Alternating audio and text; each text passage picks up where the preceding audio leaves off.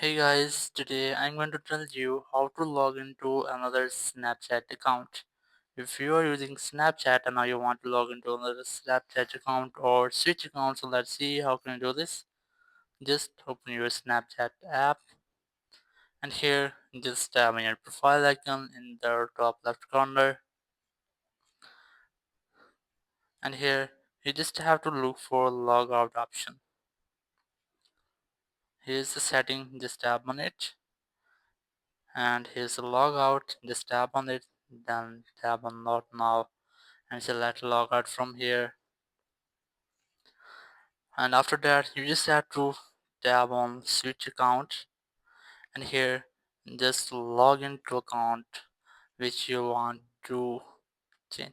So that's how you can easily log into another Snapchat account. Thank you very much for watching the video. Until next video, bye bye.